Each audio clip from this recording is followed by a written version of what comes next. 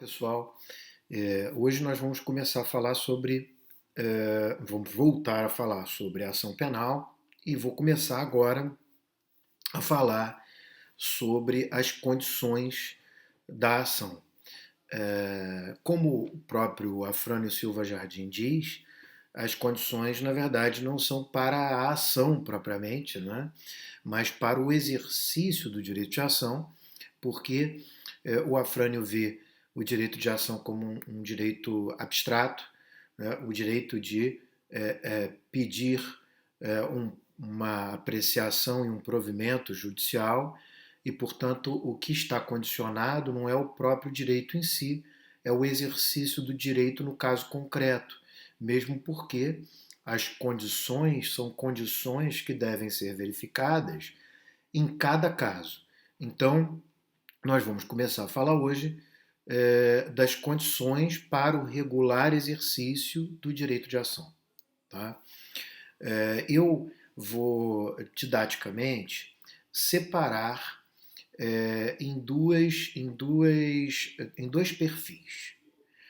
Vocês bem sabem, eu já falei isso várias vezes, que o processo penal brasileiro tem uma divisão muito clara sob o ponto de vista teórico entre aqueles que trabalham com teoria geral do processo e aqueles que trabalham com teoria própria do processo penal. Então, eu vou aqui também apresentar as condições rigorosamente sob essas duas perspectivas. Numa primeira parte, que começa agora, eu vou apresentar a posição dos nossos autores, dos nossos processualistas, que utilizam a teoria geral do processo, ou que identificam a existência de uma teoria geral do processo no processo penal. E na segunda parte, eu vou trabalhar com os autores que identificam uma teoria própria do processo penal e, portanto, as condições tal como eles a veem. Tá?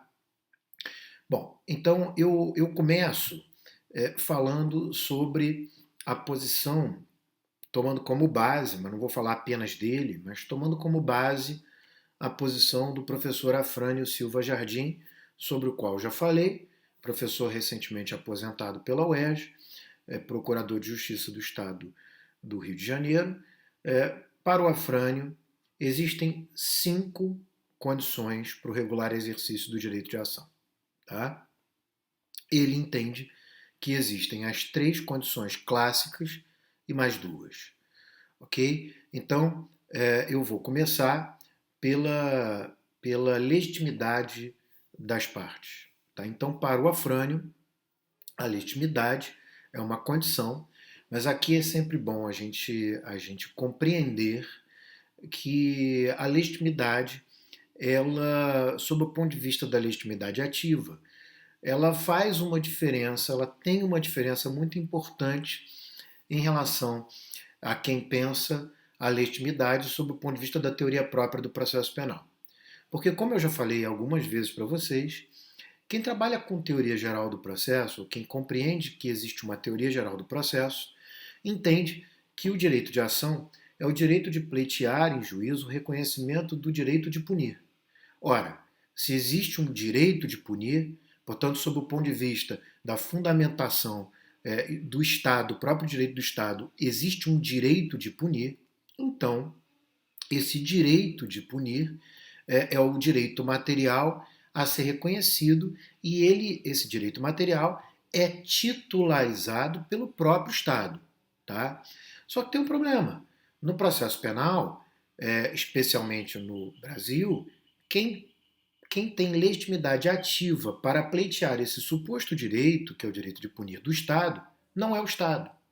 Ou seja, não são os órgãos de representação judicial do Estado que pleiteiam o reconhecimento do direito de punir.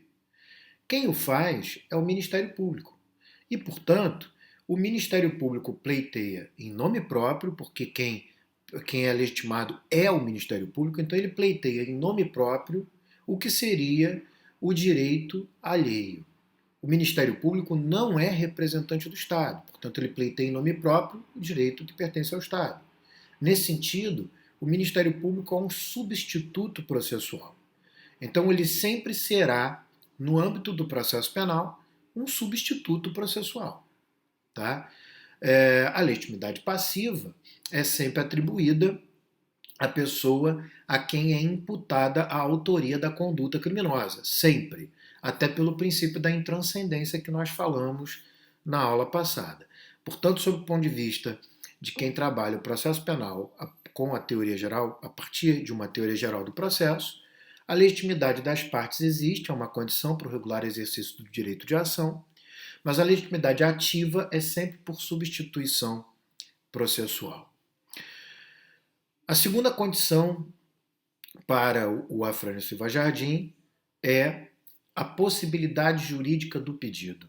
E aqui, nesse ponto, eu vou fazer uma ressalva que o próprio Afrânio já fez em artigo que ele publicou em 2015 na revista de processo da UERJ.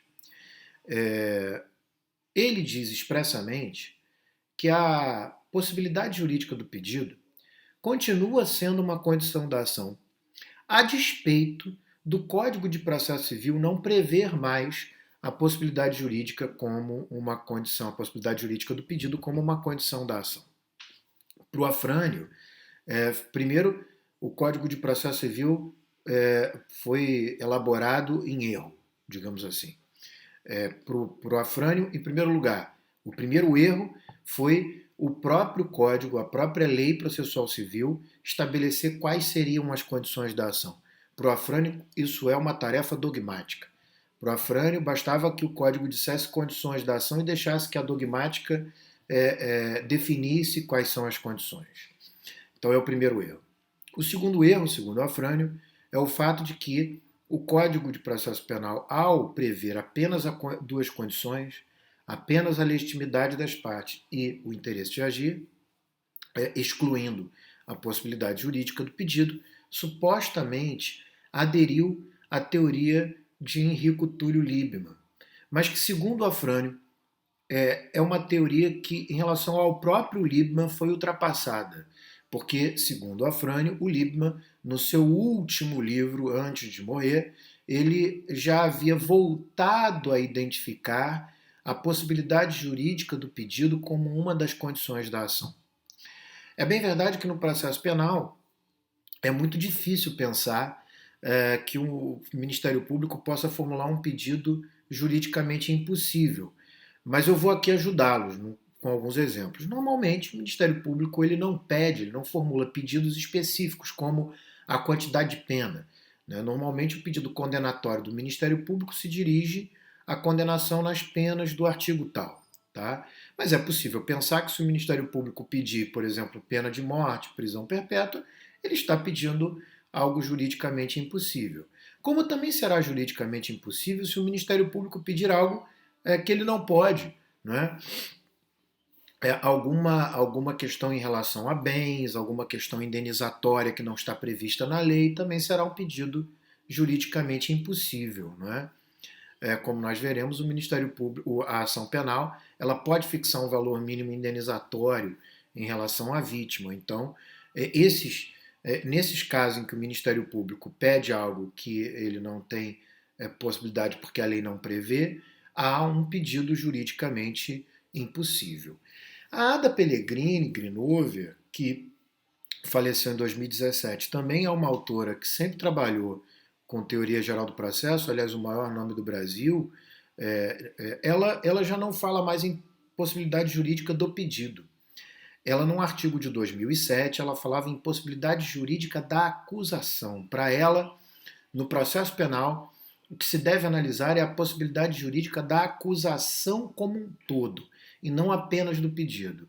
E nisso, a ADA inclui, portanto, a prova daquilo que se alega. Uma prova não cabal, uma prova inicial, mas a prova daquilo que se alega. Então, para a ADA, a possibilidade jurídica é da acusação, que envolve a possibilidade jurídica do pedido, mas também a própria possibilidade jurídica do fato concreto narrado, que depende da existência de prova mínima daquele fato para que se possa admitir aquela ação. O Afrânio trabalha essa prova mínima em outra condição, que eu já vou falar um pouco mais à frente.